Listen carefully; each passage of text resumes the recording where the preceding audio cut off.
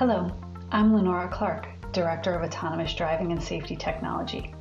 My team and I have put together a series of small webinars that will discuss various materials used to build electronic hardware, the hardware that supports advanced safety systems. Throughout the series, we'll look at designs from a perspective of printed circuit board, assembly materials, and materials used to enhance some semiconductor packages and IC substrate designs. I invite you to think of the parts of these builds and how they affect the whole. I look forward to continuing this discussion with you. Throughout the journey, I'll simply be your tour guide. I'll show you some cool things from a materials perspective, but ultimately you know your designs. You understand the challenges associated to them and the final product expectations. You will choose the appropriate materials to deliver success in your products. But to help you along the way, to help you on your path to achieving the next level of autonomy, I'll supply some technical information which focuses on form factor, performance, and reliability. We've all seen car commercials that talk about lane departure warning and forward collision avoidance, but what exactly does that mean to the consumer? And what does it mean for the direction of the car industry? What is advanced driver assistance systems? As we progress through the webinars, it will become more evident that advanced safety and the path to autonomy is really a concert of multiple systems. They connect together to give the driver, and then ultimately the car itself, information to make more informed responses to the vehicle's surroundings. All of the systems are electronic, and they require some pretty sophisticated technology to create this functioning hardware. But the decision-making is the responsibility of sophisticated software. That's actually outside the scope of my organization, so instead, we'll explore the basics of how the hardware works and offer material choices that will enhance those systems. One of my favorite car commercials today states that your most advanced technology is in your driveway. And it might not be true for all of us, but the industry is definitely on the path to making that a reality. It's a testament to the fact that the vision for the vehicle is to be a complete departure from the machine that we know today. It's actually something we'll build our lifestyles around, and that's regardless of age or physical ability. So to make this happen, the automotive industry has to adopt technology from both the consumer and aerospace markets. And this is challenging for automotive because historically this market was considered very conservative. Design changes took years, and adoption of new technology was very slow to happen. Essentially, the automotive industry had to prove reliability on a product that was expected to last more than 15 years. So now car makers are trying to achieve desired safety and autonomy. They have to make new designs and they have to adopt them quickly. And then they have to prove the function of these and the performance of these designs in a much shorter time frame than they did before. So this is where I and my experienced organization come in.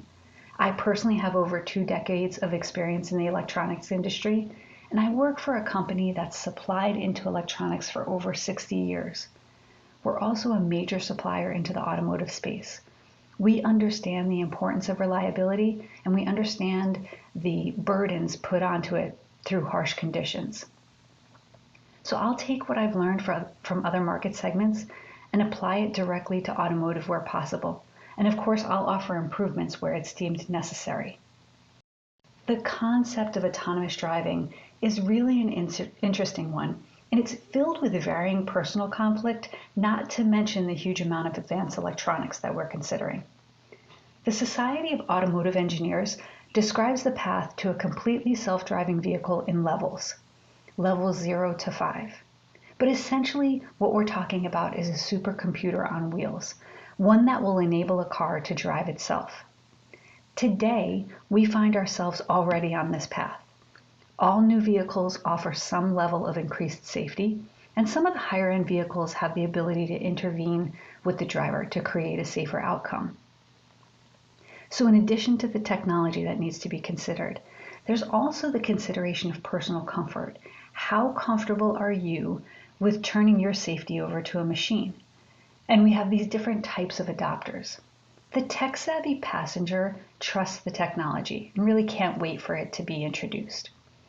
Status-oriented trendsetters, they like to brag about the lifestyle. My car can do this or that. Open-minded co-pilot, that's where I find myself. I acknowledge the advantages in technology and I look forward to testing it. Safety reluctant, just as it says. These are people that are reluctant or hesitant to try a new car. And then suspicious self-driver. These are the people who prefer to keep things exactly the way they are. So you have all these different personalities. At the end of the day, the car makers need to convince the occupants through consistency and reliability. And that's what I hope to offer you. By discussing new material choices, we will enhance the consistency of the designs and the reliability of them. So as I mentioned before, these systems, they'll only progress in quantity and function to ultimately allow this self-driving vehicle. But before we can get to this end, the car makers and their supply chains are taking steps to first improve safety in a vehicle and teach the systems how to react appropriately when faced with difficult scenarios. The car makers likely see today the period of time that we're in right now as a major learning phase.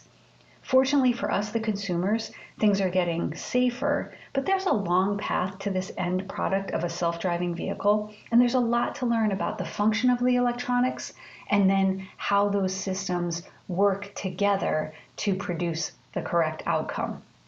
So again, we look at these systems, we call it sensor fusion. That's taking information from different sensors, bringing it to a central computer, processing that information, and then making a decision on what the car will do next. This includes cameras, radar, LiDAR, and a very advanced positioning software, a much more advanced GPS than what we're used to today, and then all types of connectivity, being able to connect the occupants with electronics inside the vehicle, being able to connect vehicles to other vehicles and vehicles to infrastructure such as buildings and traffic signals.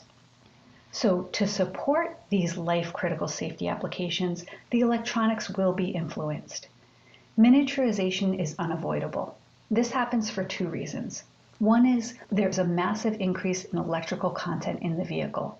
We're putting more systems in, we have to put them in the same amount of space, maybe in some cases even a smaller space.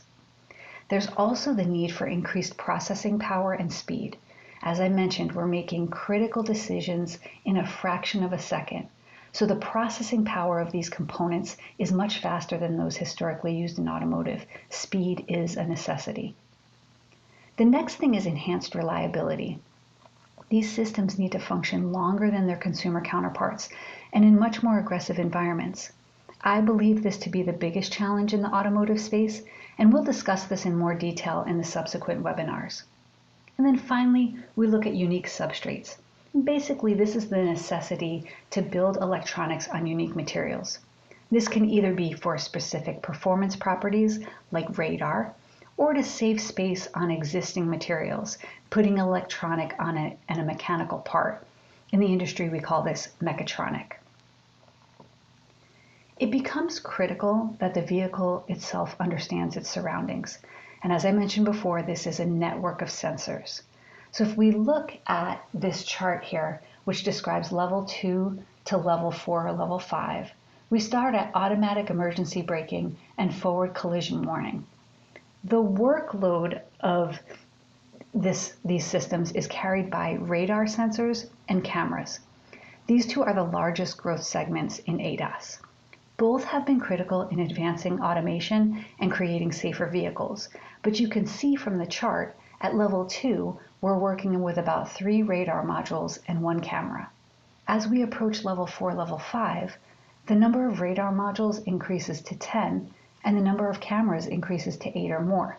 We know that today the Tesla Model 3 has 9 cameras. So as we progress through this series of webinars, I'll deliver an insight into what impact the electronic trends and proper material choices have on form factor, performance, and reliability. There will be a focus towards camera and radar designs, but I'll take time to explain how this changes or materials can benefit in other systems, as really the electronic trends are universal. To make advances in your technology, you need advanced materials that match your expectations. We take a holistic view at these systems. We look at them from the printed circuit board, the joining materials of assembly, and finally materials to enhance the semiconductor packaging. We have over 60 years of experience in electronics, and we pull that knowledge from all market segments. We specialize in advanced material development, and we have a complete understanding of the expectations of the automotive market. We focus on harsh environments. So that gives you an introduction into our ADAS initiative. In our next series, we'll discuss 77 gigahertz radar designs, and more specifically, some of the printed circuit board surface finishes that are used on those designs. I thank you so much for joining me, and I really look forward to continuing the discussion with you.